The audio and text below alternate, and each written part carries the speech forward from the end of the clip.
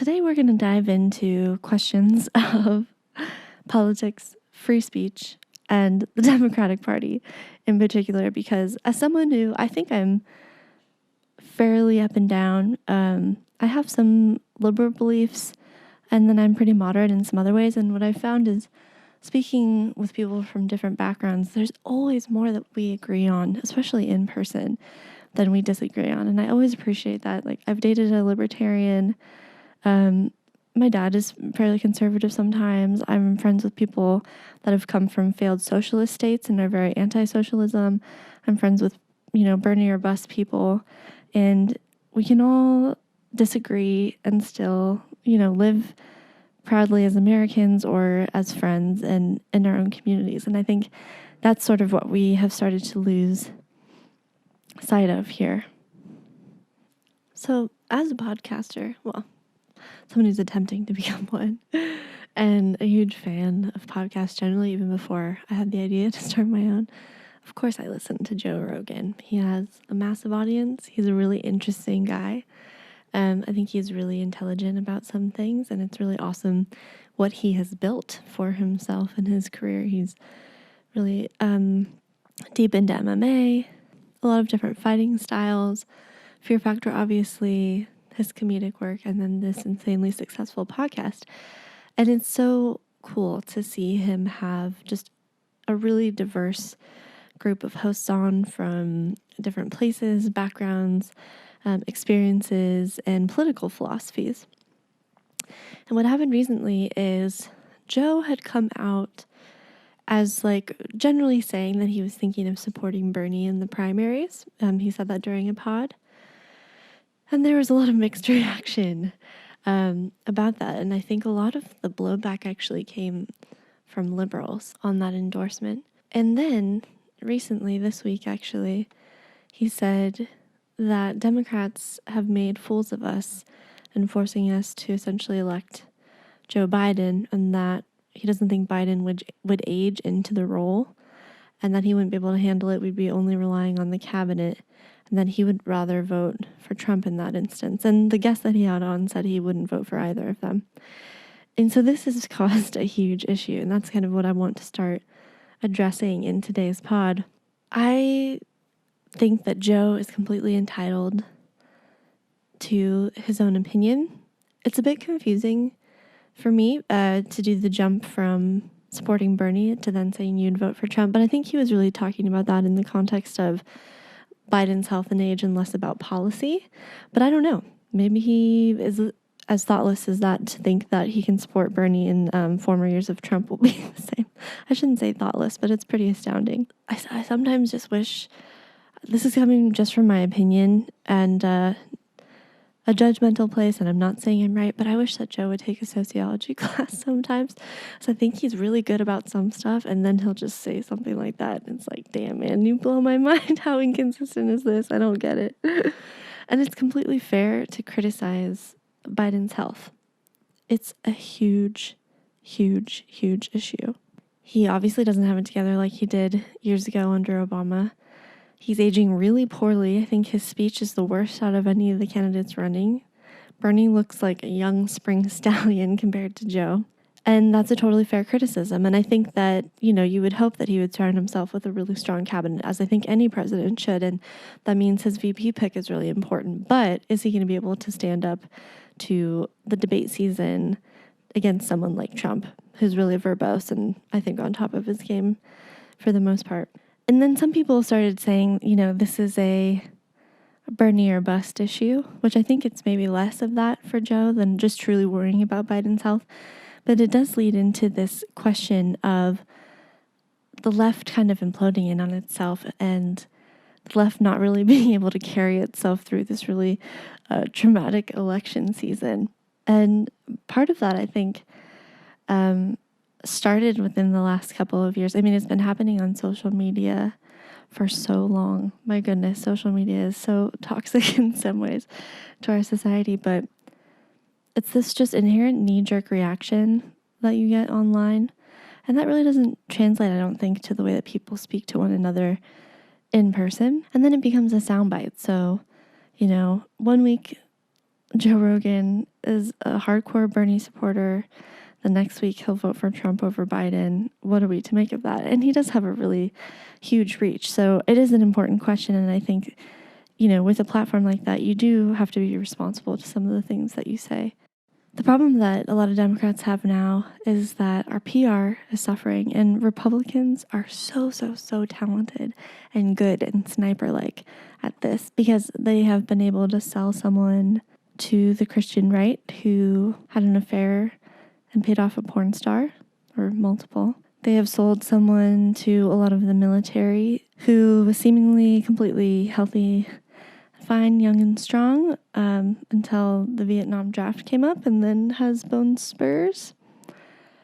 And this person is supposedly, our strong, brave leader and commander-in-chief that has the full force of the American military behind him. So Republicans are really, really good at this, and I admire them for it. And Democrats truly need to get their shit together. So if Joe Biden is the nominee, we need to fix these things. And part of that, I think, begins with reframing the conversation around Bernie or bust. How can, if people truly believe in these progressive values, they weave that into the larger Democratic platform? Similar to how the Squad, I think, has now learned from a bit of their time in Congress. And there's a bit less friction between those 4 members of Congress and Nancy Pelosi. They realize, how political, social, and cultural capital works in that system. And Obama warned us about this sort of devolution within the Democratic Party a couple of months ago by saying that we can't take ourselves out of the game via a circular firing squad. And I think a lot of that also comes down to issues of free speech and the First Amendment. Now, no one really needs me to lecture them on these issues. I still have a lot to learn, but I will forever defend someone's right to free speech, and the liberals truly need to get on board, because I think it's the people, like Joe said in his conversation with Dan Crenshaw, which I respect Dan Crenshaw, and I think that he's an upstanding leader, even though I may disagree with some of his policy positions. I'd much rather have him in office than some other people. And Joe was saying, Joe leans liberal, but he's looking around this landscape and the progressive landscape and the more centrist Democratic landscape and how people are speaking to each other online specifically. And he feels like there isn't a place for him. There isn't leadership. You take one wrong step and it's off with their heads. And that's Democrats doing that to themselves and each other. And for some people, it's in the name of progress. And for others, it's a really problematic way to conduct business. And I would argue that the Republicans effectively are not experiencing that right now within their party. So a perfect example of this is what happened with the Tiki Torch marches and those fucking idiots. Oh my God. I wish we could be done talking about white supremacy. But unfortunately, or fortunately, that hate speech is protected by the First Amendment. So those people do have the right to say those things. It's their First Amendment right. And I would argue that it's better that they sort of come out of the shadows and we can identify their faces. And those fuckers can be on TV and we can shame them out of society. But the issue becomes when a lot of progressives and liberals, and I think, fascism and white nationalism is a pretty clear-cut example, but the issue becomes when liberals start policing hate speech and policing free speech. And that's really problematic because no one died and made us king. And that is a surefire way to drive away people that are more moderate or libertarian that you would like to invite into the party. So just because your feelings are hurt or you don't agree with what someone says doesn't mean that you can commit acts of physical violence or destroy someone's property. Now, does it make me feel good to hear the Nazi got his, stomach stomped on? Yeah, we fought a whole fucking world war about this. But the point being that those idiots have the right to say those things, and it's protected under the First Amendment. And that's become an issue for a lot of important organizations like the ACLU, which I think has done some amazing work in terms of desegregation, gay rights, reproductive health. And then the question becomes, does the ACLU refuse to defend in terms of litigation, white supremacists? That's a question that's above my pay grade to answer. And this may, be filed under unpopular opinions, but I think it's a really important conversation to have. I went to CU Boulder from 2015 to 2018 to get my MFA in interdisciplinary documentary media practices. Woohoo, nerds unite. And while I was on campus, I got in some really hot water with a lot of my friends, and a lot of them were more liberal than I am, or more leftist, or more progressive. And they were saying Milo Yiannopoulos was going to come to the campus and speak and give a speech, give a talk. I think the Young Conservatives of campus were sponsoring the speech. And all my friends said, we need to go out and we need to protest that because it's hate speech and it shouldn't be allowed on campus. And I pushed back then, and I got a lot of hate for it from people, that are pretty much of my own party, even though I don't like to think of it as such a bifurcation and a binary system. But, how could you stand up for someone like that? What are you saying? You don't represent us. You don't understand. It's like, yeah, of course, I'll never understand some of your experiences, but you don't get to choose who gets to come on campus and speak or not. And I would argue it's even more problematic and detrimental if you stop someone from coming to campus.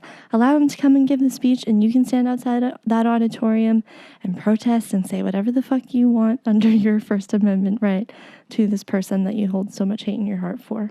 But they have the right, and you should not be anti-rights if you want to win votes, and especially the election in 2020. I've gotten into a lot of hot water with, friends, coworkers, neighbors, family friends, even a lot of my family. We're a pretty politically diverse family. When you extend this conversation further, for example, with someone like Bill Maher, who you can criticize his comedy, but he's been a really successful television host for years and years.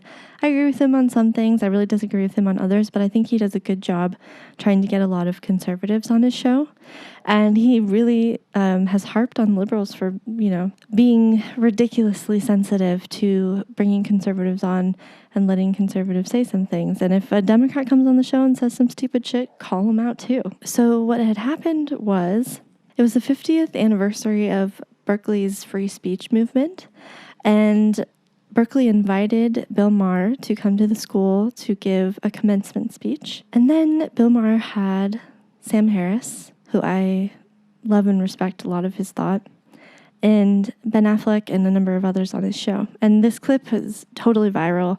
So Sam Harris is very clear about what he perceives as an imminent threat to liberal democracy and the peaceable world. And that is a radicalized member of a threatening group getting their hands on nuclear power and nuclear weaponry. And right now, he identifies that group as Islamic fundamentalists. And he does this very precisely and very carefully. And he really criticizes the Abrahamic school of thought that is Islam, and specifically the members of Islam that are fundamentalists and radicals. And this has absolutely nothing to do, and he's repeated over and over, it has nothing to do with the color of anyone's skin who believes in Islam. You can believe in Islam and be from anywhere in the world, and it's the belief he's criticizing. And he has always encouraged and propped up moderates that are members of Islam because he believes that a lot of the healing is going to come from the moderate, like the large moderate chunk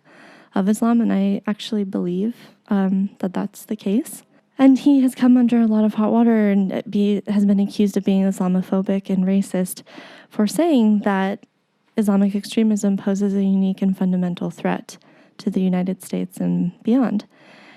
And, without saying it explicitly, a lot of liberals need to realize that that has been the case in terms of the wars that we have been fighting for all of these years. That was what happened in Afghanistan when we first invaded. That was truly who we were going after. It's what happened when we killed Osama bin Laden. Iraq, totally questionable and really terrible, completely different setting, but that's also created a really terrible vacuum for ISIS and all the problems that have come along with ISIS. So Sam comes on, and I've read his book, The End of Faith, and I recommend it to anyone. And the question always is that particularly liberals give Sam pushback on this, saying, you don't understand, what you're saying is bigoted. And you can say the same thing about conservative Christian fundamentalists. And he always says, yes, they scare me just as well, which I completely agree with. And, what about Catholics and the Crusades? And Sam's response always is, if the Crusades were happening now, that would be the focus of his research, and that would be the crux of his argument, and it would not be Islam. But we have been faced with a specific issue in terms of bombings and terrorist threats and violence that's Islam-based or Islamic. And there's just no getting around that fact. So, I respect Ben Affleck for the creator that he is. Good Will Hunting is one of my all-time favorite movies. Absolutely love it. And you can respect someone and also disagree with the way that they react to something. And he, of course, blew up in the stereotypical way that most liberals do when listening to Sam Harris. And he wouldn't even let Sam speak. And Sam was trying to state his case really calmly and clearly, and he had numbers and facts and data to back it up. And so Ben Affleck just eventually says, it's gross, it's racist. So, of course, Sam, as a white person, can't say anything to that. And Bill tries to calm everything down and shut him up, but the clip went totally viral. So there's ripple in the waters from that. And then the next week, Bill addresses the issue. And what has come up is that students at Berkeley, after what had transpired on his show, started a petition to stop him from and delivering the speech at graduation because they thought that he was part of this racist consortium because he's been an atheist for a long time and fairly anti-religion and supported Sam's beliefs. So there you go. It's a perfect example of the left eating itself from the inside out. And Sam Harris had the exact right to say what he wanted to say on that show, and Ben Affleck had the same exact right for saying what he wanted to say. And we really, really, truly need to be careful of how we police free speech and thought, because we cannot be the enemies of that. It's a recipe for disaster, and I think we all know it.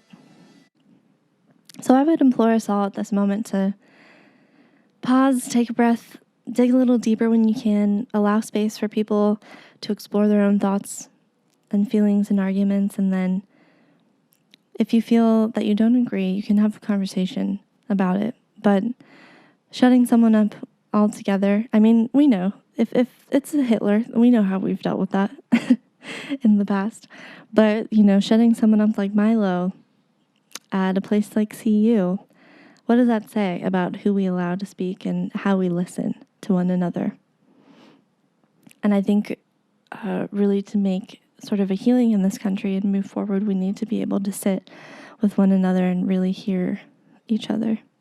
And I'm not saying that that's the case for people that are white nationalists or racist or Nazis, but I'm talking about your neighbor that's a little different from you, or, someone like myself that would believe something that Sam Harris says. But if you ask me, did I go to church when I was younger? Yeah, and I enjoyed the ritual, and I think that's missing in a lot of people's lives. So let's extend a hand and enrich the conversation. All right, in our Charlie Don't Surf moment, the segment for this week, it's pretty great. A lot of teams and sports have been stopped, like team activities and sports have been stopped because of Corona, which I think is the smart thing to do temporarily. And a lot of people have been trying to resource and work around this. And I think NASCAR has done a really interesting thing that's kind of flipped racing on its head. They have instituted iRacing. And every Sunday while we're in lockdown, at the same time that they would have a regular race, they're essentially having the Mario Kart experience, but professionally. They're having their professional racers sit in these pods and drive the cars around. And there's an algorithm and a computer that reacts in real time. The only thing that looks a bit weird is if the track is smaller. The wrecks don't look as awesome, even though I hate when anyone gets hurt in NASCAR. Barstool Sports has gotten involved. I know El Presidente is making bets on this because it's iRacing and you can. And the most hilarious thing is Bubba Wallace rage quit the race last weekend and he has gotten dropped from his sponsor. So take your Nintendo seriously, boys. They're also doing recaps of the races every weeknight, like most intense moments over the years. So you can look out for, I'll have to look up where the next race is being held, but Sunday fun day, get your race day due, your chicken wings, and giggity, giggity, giggity, let's go racing. All right. After a little bit of that heavy stuff, we know because it's not all apocalypse. We want a little sugar with our coffee, a little mint for our julep. So now the coffee. Good news this week. Big Wild, who I absolutely adore. He is an amazing electronic musician, but he's a little different. He plays the fucking cajon on stage.